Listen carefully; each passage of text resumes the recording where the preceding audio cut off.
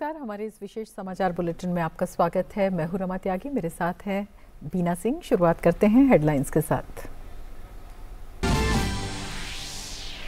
British सांसदों के समक्ष देश को अपमानित करने के मुद्दे पर संसद में आज भी पक्ष विपक्ष का घमासान जारी। हंगामे के कारण दोनों सदनों की कार्यवाही दिन भर के लिए स्थगित। विपक्ष हिंडनबर्ग रिपोर्ट समेत छापों को बना रहा है मुद्दा।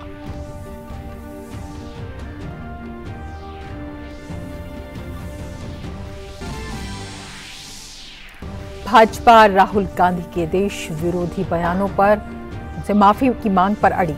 भाजपा सांसदों ने संसद भवन परिसर में किया धरना प्रदर्शन।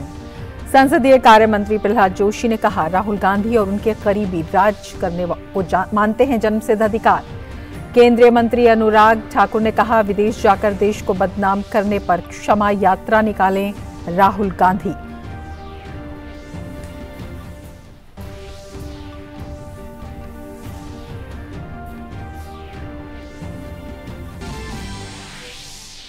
आरएसएस की अखिल भारतीय प्रतिनिधि सभा की बैठक में स्व आधारित राष्ट्र के नवोत्थान का संकल्प लेने का प्रस्ताव पारित। समान सेक्स विवाह के मुद्दे पर केंद्र सरकार के रुख का किया समर्थन। राहुल गांधी की टिप्पणी पर सरकारवाह दत्तात्रेय होसबोले ने उन्हें अधिक जिम्मेदार होने की बताई जरूरत।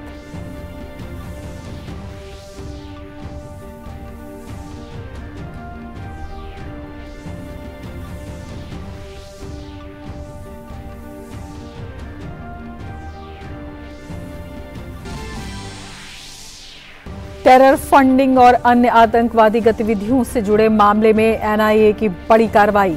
जम्मू कश्मीर के पुलवामा, कुलगाम, शोपिया और श्रीनगर समेत कई शहरों में संदिग्धों के घर दबिश।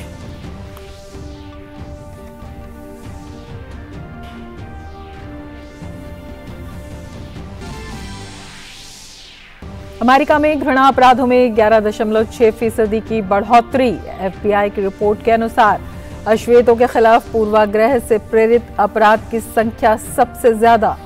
64.5% घृणा अपराध पीड़ितों को उनकी नस्ल, जातीयता या वंश के पूर्वाग्रह के कारण किया गया लक्षित, जबकि 15.9% को सेक्सुअल ओरिएंटेशन और 14.1% को धर्म के कारण बनाया गया अपराध का निशाना।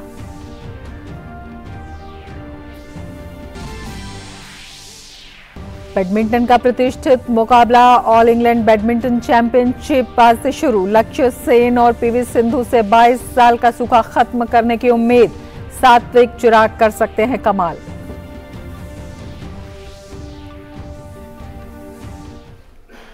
और अब विस्तार से समाचार। संसद में बजट सत्र के दूसरे चरण के दूसरे दिन आज भी ब्रिटिश सांसदों के समक्ष देश को अपमानित करने और कैम्ब्रिज में देश विरोधी बयान देने के मामले पर सत्ता पक्ष और विपक्ष के बीच घमासान देखने को मिला।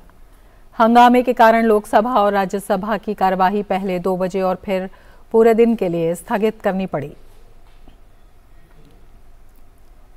राज्यसभा की कार्यवाही शुरू होते ही सदस्यों ने आरआरआर और द एलिफेंट विस्पर्स की टीमों को उनकी ऑस्कर जीत पर बधाई दी। उपराष्ट्रपति जगदीप धनखड़ ने कहा कि ये उपलब्धियां भारतीय कलाकारों की विशाल प्रतिभा, अपार रचनात्मकता और प्रतिबद्ध समर्पण की वैश्विक प्रशंसा को दर्शाती है। हालांकि बाद में सत्ता पक्ष और विपक्ष के हंगामे के कारण सदन की कार्रवाई पहले 2 बजे तक और फिर पूरे दिन के लिए स्थगित कर दी गई। राज्यसभा में नेता सदन पीयूष गोयल ने कांग्रेस नेता राहुल गांधी द्वारा विदेश में भारत की संसद के अपमान किए जाने को लेकर उनसे माफी की मांग की। इसके अलावा उन्होंने पूरे संसद के द्वारा उनके खिलाफ प्रस्ताव पारित करने की भी बात कही। पीयूष गोयल ने कांग्रेस का समर्थन करने वाले राजनीतिक दलों से अपील की कि वो ऐसा ना करें, क्योंकि संसद का अपमान करने वाले के साथ खड़ा होना उचित नहीं है। संसद की कार्रवाई शुरू होने से पहले संसदीय कार्य मंत्री प्रहलाद जोशी ने कहा कि राहुल गांधी और उनके समर्थक समझते हैं कि वे राज करने के लिए ही पैदा हुए हैं, जो कि तानाशाह होने की पहचान है। उन्होंने कहा कि राहुल गांधी को लंदन में देश के खिलाफ दिए अपने बयानों पर माफी मांगनी चाहिए। भारतीय जनता पार्टी के अनेक सांसदों ने संसद भवन परिसर में राहुल गांधी के बयान को लेकर धरना प्रदर्शन किया और नारेबाजी करते हुए राहुल गांधी से माफी की मांग की। वहीं भाजपा ने कांग्रेस पार्टी और गांधी परिवार पर सियासी हमला किया। वरिष्ठ नेता और केंद्र में मंत्री अनुराग ठाकुर ने कहा कि आज भारत एक और जहां महाशक्ति के रूप में उभर रहा है, वहीं दूसरी ओर राहुल गांधी विदेश जाकर रोने का काम करते हैं और देश को अपमानित करते हैं। अनुराग ठाकुर ने कहा कि सदन में राहुल गांधी की हाजिरी औसत से भी कम है। अनुराग ठाकुर ने कहा कि FATF की रिपोर्ट कांग्रेस के भ्रष्टाचार का एक और मॉडल है। राहुल गांधी आए और देश से माफी मांगे। लोकसभा में सवाल का लिखित जवाब देते हुए कृषि मंत्री नरेंद्र सिंह तोमर ने कहा कि सरकार ने किसानों की उपज के न्यूनतम समर्थन मूल्य में समय समय पर वृद्धि की है। 2013-14 में जनधान 1310 रुपए क्विंटल था, जो 2022-23 में बढ़कर 2040 हो गया है। गेहूं जहां 2013-14 में 1400 रुपए क्विंटल था, वो 2022-23 में 2125 हो गया है। इसके साथ ही उन्होंने कहा कि भारतीय मिलेट्स को विश्व स्तर पर बढ़ावा देने के लिए भी काम किया जा रहा है। मिलेट्स मूल्य में कमी और चुनौतियों की जांच करने के लिए और उससे निपटने के लिए 6 टास्क फोर्स गठित की गई हैं। पोषक अनाज की उन्नत किस्मों के लिए 25 बीज केंद्र स्थापित किए गए हैं। मिलेट्स अभियान ओडिशा, तमिलनाडु, छत्तीसगढ़, असम और कर्नाटक ने शुरू किया है। 500 से ज्यादा स्टार्टअप और 350 FPO स्थापित किए गए हैं। जनवरी 2023 तक जम्मू कश्मीर में 1547 करोड़ रुपए का निवेश हुआ है। केंद्रीय गृह राज्य मंत्री नित्यानंद राय ने एक लिखित जवाब में लोकसभा को ये जानकारी दी। उन्होंने बताया कि जम्मू कश्मीर में ये निवेश किसी भी वित्त वर्ष की तुलना में सर्वाधिक है। केंद्रीय गृह राज्य मंत्री ने उम्मीद जाहिर करते हुए कहा कि अगले 5 साल विनिर्माण, सेवा क्षेत्र, स्वास्थ्य देखभाल, फार्मा, कृषि और पर्यटन जैसे क्षेत्र में निवेश और बढ़ेगा। उन्होंने बताया कि व्यापार को सुविधाजनक बनाने, आर्थिक पैकेज और जम्मू श्रीनगर से रात्रि उड़ानों के माध्यम से कारोबारी माहौल में सुधार करने के कई उपाय किए गए हैं। राष्ट्रीय स्वयंसेवक संघ के सरकार्यवाह दत्तात्रेय होसबोले ने RSS पर टिप्पणियों के लिए कांग्रेस सांसद राहुल गांधी को आड़े हाथों लिया है। उन्होंने कहा कि राहुल गांधी अपने पॉलिटिकल एजेंडे के हिसाब से चलते हैं। उनके पूर्वजों ने संघ के बारे में बहुत कुछ कहा है। राहुल गांधी को राजनेता होने के नाते ज्यादा जिम्मेदार होने की जरूरत है। राष्ट्रीय स्वयंसेवक संघ ने समलैंगिक शादी के मुद्दे पर केंद्र सरकार के नजरिए से सहमति जताई है। RSS महासचिव दत्तात्रेय होसबोले ने कहा कि विवाह केवल विपरीत लिंग के लोगों के बीच ही हो सकता है। RSS की अखिल भारतीय प्रतिनिधि सभा की बैठक में स्व आधारित राष्ट्र के नवोत्थान का संकल्प लेने का प्रस्ताव पारित किया गया। प्रस्ताव में कहा गया है कि भारत का नैरेटिव भारत के हिसाब से होना चाहिए। सही इतिहास बताने और सामाजिक दृष्टि से अस्पृश्यता मिटाने सहित 5 अहम विषयों पर काम करने की जरूरत भी बताई। दत्तात्रेय होसबोले ने कहा कि आने वाले 25 साल अमृतकाल घोषित हुआ है, उसका स्वागत होना चाहिए। विकृत इतिहास को सामने रखने का काम किया गया है। पहले अब युवाओं को सही इतिहास बताना पड़ेगा। राजस्थान में चल रहे पॉपुलर फ्रंट ऑफ इंडिया के हिंसक उग्रवाद के मामले में राष्ट्रीय जांच एजेंसी ने 2 आरोपियों मोहम्मद आसिफ और सादिक सर्राफ के खिलाफ चार्जशीट दायर की है। चार्जशीट के मुताबिक PFI नेताओं कैडरों का मकसद कट्टरपंथ और भोले भाले मुस्लिम युवाओं को हथियारों के प्रशिक्षण के माध्यम से भारत में विभिन्न समुदायों के बीच खाई पैदा करना था। PFI नेता विस्फोटक हथियारों द्वारा 2047 तक भारत में इस्लामिक शासन स्थापित करने के अंतिम उद्देश्य के साथ आतंक और हिंसा के कृत्यों को अंजाम देने की फिराक में था।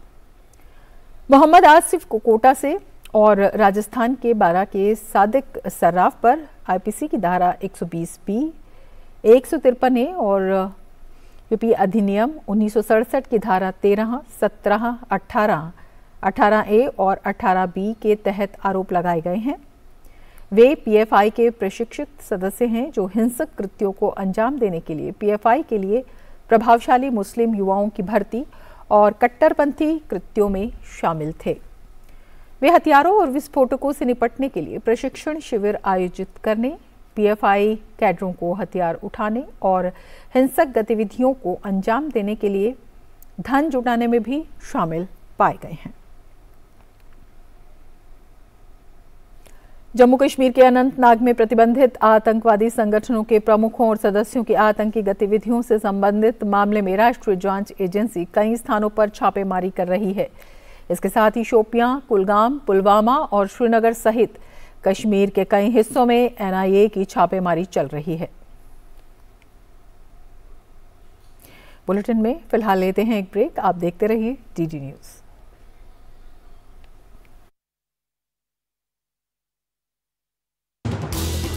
हर दिन हर पल बनती खबरें, बदलती दुनिया, हम लेकर आते हैं आपके लिए बड़ी खबरें, संपूर्ण कवरेज ताकि आप रहें खबरों के बीच हमारे साथ। मिड डे प्राइम हिंदी सोमवार से शुक्रवार दोपहर 1 बजे सिर्फ डीडी न्यूज पर।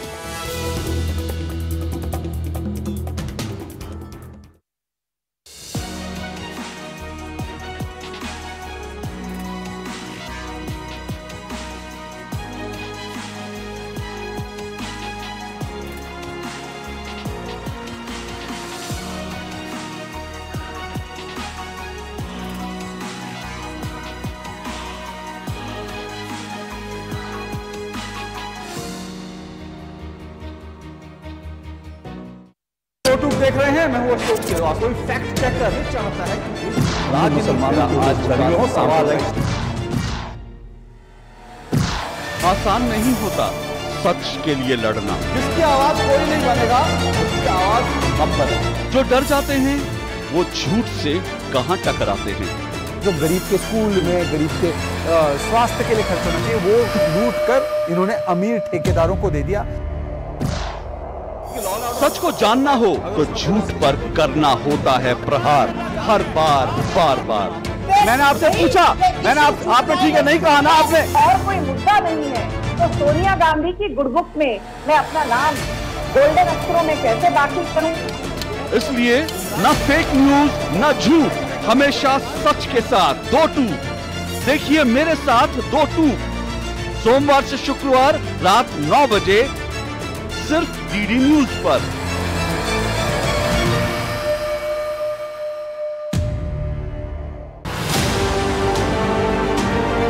G20 नए विचारों की परिकल्पना के लिए और सामूहिक एक्शन को गति देने के लिए एक ग्लोबल प्राइम मूवर की तरह काम करें। वैश्विक विकास महिलाओं की भागीदारी के बिना संभव नहीं है। भारत की G20 अध्यक्षता की theme one earth, one family, one future में पूर्ण रूप से समाहित है। G20 की हर एक खबर देश के अलग अलग शहरों से, हर पल डीडी न्यूज पर। ब्रेक के बाद फिर से आपका स्वागत है। पिछले कुछ वर्षों में रक्षा क्षेत्र में जिस तरह से उपाय किए गए हैं उसके जरिए भारत रक्षा क्षेत्र में काफ़ी मजबूत हुआ है। साथ ही पीएम मोदी के आत्मनिर्भर भारत के नारे के तहत रक्षा मंत्रालय ने हथियारों और सैन्य उपकरणों के आयात में काफ़ी कटौती की है। लेकिन अंतर्राष्ट्रीय रिपोर्टों का कहना है कि भारत अभी भी 2012 और 2018 के बीच विदेशों से हथियारों और सैन्य उपकरणों का शीर्ष आयातक है। हालांकि वर्ष 2013-17 और 2018-22 के बीच इसके आयात में 11% की गिरावट आई है। रिपोर्ट में बताया गया है कि भारत सबसे ज़्यादा रूस से हथियार खरीदता है तो पाकिस्तान चीन से।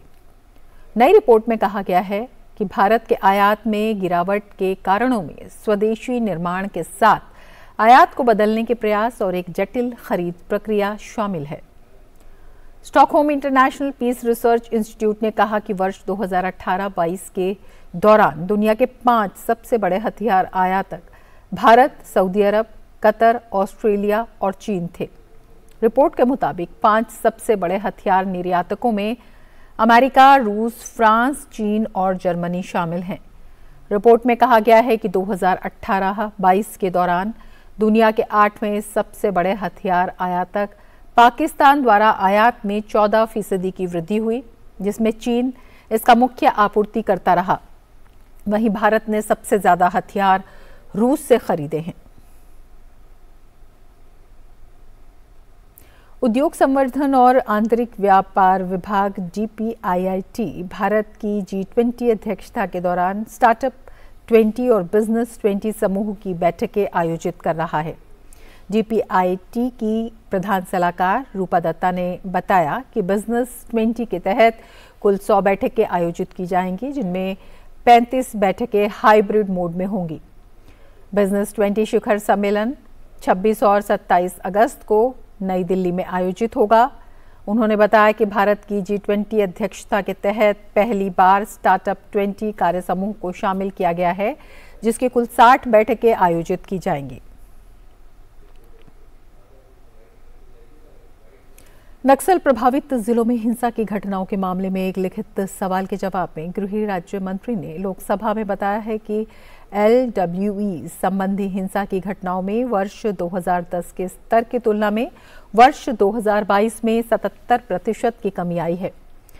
परिणामी मौतों में भी 90% की कमी आई है, जो वर्ष 2010 में अब तक के सर्वाधिक स्तर 1005 से कम होकर वर्ष 2022 में 98 हुई है। हिंसा के भौगोलिक विस्तार में भी पर्याप्त कमी हुई है और वर्ष 2022 में केवल 45 जिलों के 176 पुलिस स्टेशनों में ही LWE हिंसा रिपोर्ट हुई है, जबकि इसकी तुलना में वर्ष 2010 में अब तक के सर्वाधिक 96 जिलों के 465 पुलिस स्टेशनों में हिंसा रिपोर्ट की गई थी। भौगोलिक विस्तार में हुई कमी को सुरक्षा संबंधी व्यय स्कीम के अंतर्गत कवर जिलों की संख्या में आई गिरावट के रूप में भी देखा जा सकता है। SRI जिलों की संख्या अप्रैल 2018 में 126 से घटकर 90 हो गई थी और उसके बाद पुनः घटकर जुलाई 2021 में 70 हो गई। देश में जनवरी के मुकाबले फरवरी में थोक महंगाई में कमी आई है। सरकार ने बताया कि जनवरी में देश में थोक महंगाई 4.73% थी, जो कि फरवरी में घटकर 3.85% हो गई है। सरकार की ओर से जारी बयान के अनुसार फरवरी 2023 में मुद्रास्फीति की दर में गिरावट मुख्य रूप से कच्चे तेल और प्राकृतिक गैस, गैर खाद्य वस्तुओं, खाद्य उत्पादों, खनिजों, कंप्यूटर, इलेक्ट्रॉनिक और ऑप्टिकल उत्पादों, रसायन और रासायनिक उत्पादों, विद्युत उपकरणों, मोटर वाहनों, ट्रेलरों और सेमी ट्रेलर की कीमतों में गिरावट के कारण आई है। सरकार की ओर से जारी किए गए आंकड़ों के अनुसार फरवरी महीने में थोक महंगाई दर 25 महीने के निचले स्तर पर पहुंच गई है। वहीं इस दौरान खाद्य महंगाई 2.95% से घटकर 2.76% हो गई है। थोक महंगाई के अलग अलग क्षेत्रों की बात करें तो निर्माण उत्पादों की कैटेगरी में महंगाई दर 1.94% रही, जो जनवरी में 2.99% थी। सब्जियों के मामले में 21.53% रही, जो कि जनवरी महीने में 26.48% रहा। अंडा, मटन, मछली के मामले में थोक महंगाई दर 1.49% रही। जनवरी महीने में ये 2.23% थी। प्याज के मामले में थोक महंगाई दर घटकर 40.14% पर पहुंच गई, जो कि जनवरी महीने में 25.20% रही थी। शहरी परिवहन को गति देने के लिए गोरखपुर, जम्मू, श्रीनगर, देहरादून जैसे कई शहरों में नई मेट्रो रेल लाइनों के लिए केंद्रीय शहरी कार्य मंत्रालय को प्रस्ताव मिले हैं। राज्यसभा में आवासन और शहरी कार्य राज्य मंत्री कौशल किशोर ने बताया कि मेट्रो रेल नीति के अनुसार संबंधित राज्य अथवा केंद्र शासित प्रदेश की ओर से मिलने वाले प्रस्तावों की व्यवहारिकता और संसाधनों की उपलब्धता के आधार पर शहरों अथवा शहरी समूहों में मेट्रो रेल के लिए वित्तीय सहायता प्रदान करने पर विचार किया जाता है। इस समय शहरी परिवहन के प्रमुख आधार के रूप में मेट्रो 20 शहरों में संचालन है, जिनमें दिल्ली के अतिरिक्त NCR के 7 शहरों बेंगलुरु, हैदराबाद, कोलकाता, चेन्नई, जयपुर, कोची, लखनऊ, मुंबई, अहमदाबाद, नागपुर, कानपुर और पुणे शामिल हैं। आज दिल्ली में HEDR जोखिम न्यूनीकरण और आपदा प्रतिरोधी बुनियादी ढांचे पर SEO कार्यशाला आयोजित की गई। कार्यशाला में चीन और पाकिस्तान सहित 8 देशों ने भाग लिया। Chief of defence staff lieutenant general Anil Chauhan ने इस कार्यक्रम को संबोधित किया। CDS अनिल चौहान ने अपने संबोधन के दौरान कहा कि तुर्की में ऑपरेशन दोस्त किसी भी देश की मदद के लिए भारत की तत्परता और क्षमता का प्रमाण है। इस बीच इंटीग्रेटेड डिफेंस स्टाफ के प्रमुख एयर मार्शल BR कृष्णा ने कहा कि भारत HEDR प्रदान करने में महत्वपूर्ण भूमिका निभाता रहा है। PIB फैक्ट चेक में आज हम उस झूठी खबर के बारे में बताने जा रहे हैं जिसे सोशल मीडिया में लगातार फैलाया जा रहा है।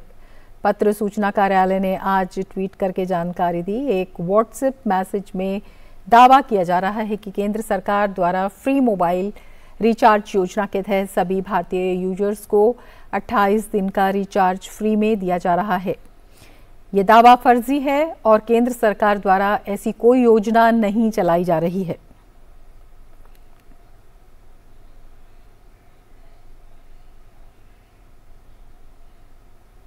पश्चिम बंगाल शिक्षक भर्ती घोटाले में पश्चिम बंगाल बीजेपी के प्रमुख सुकांत मजूमदार ने टीएमसी नेता शांतनु बनर्जी, कुंतल घोष पर आरोप लगाते हुए कहा कि जो लोग पकड़े गए हैं वे दूसरों को दोष देने की कोशिश कर रहे हैं। ये छोटे खिलाड़ी केवल बनर्जी सीनियर और बनर्जी जूनियर को बचाने की कोशिश कर रहे हैं। गौरतलब है कि एसएससी के माध्यम से शिक्षण और गैर शिक्षण कर्मचारियों की भर्ती पर विवाद लगभग 3 साल पहले शुरू हुआ था। उम्मीदवारों के एक समूह ने कोलकाता उच्च न्यायालय के सामने मुकदमा दायर कर आंदोलन को शुरू कर दिया था। प्रारंभिक जांच में अदालत ने अनियमितताएं पाई और सीबीआई जांच के आदेश दिए।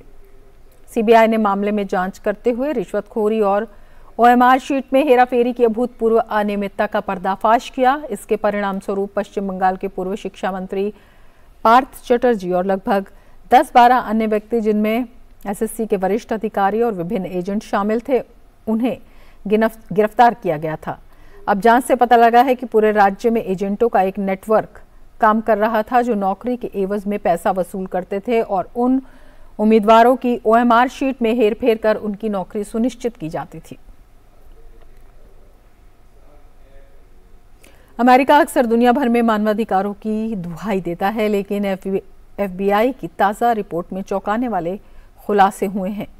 दरअसल रिपोर्ट में दावा किया गया है कि अमेरिका में घृणा अपराध 11.6% तक बढ़ गए हैं। अमेरिका के फेडरल ब्यूरो ऑफ इन्वेस्टिगेशन की सालाना रिपोर्ट में बताया गया है कि साल 2021 में अमेरिका में घृणा अपराधों में 11.6% की बढ़ोतरी हुई है। खास बात यह है कि कुल घृणा अपराधों में से 64.5% अपराध रंग भेद संबंधी हैं। रिपोर्ट के अनुसार साल 2020 में अमेरिका में घृणा अपराध के 8,120 मामले दर्ज किए गए थे, जबकि 2021 में इनकी संख्या बढ़कर 9,065 हो गई है। अमेरिका में हुए कुल अपराधों में से 43.2% अपराध धमकी देने से संबंधित थे। ऑल इंग्लैंड बैडमिंटन टूर्नामेंट की शुरुआत आज से हो गई है। प्रतियोगिता के पहले दिन HS प्रणॉय और लक्ष्य सेन अपने अपने मुकाबले खेलेंगे। इस टूर्नामेंट में HS प्रणॉय, लक्ष्य सेन, PV सिंधु और सात्विक चिराग की जोड़ी से पदक की उम्मीदें हैं। इसके साथ ही इस बुलेटिन में फिलहाल इतना ही। नमस्कार।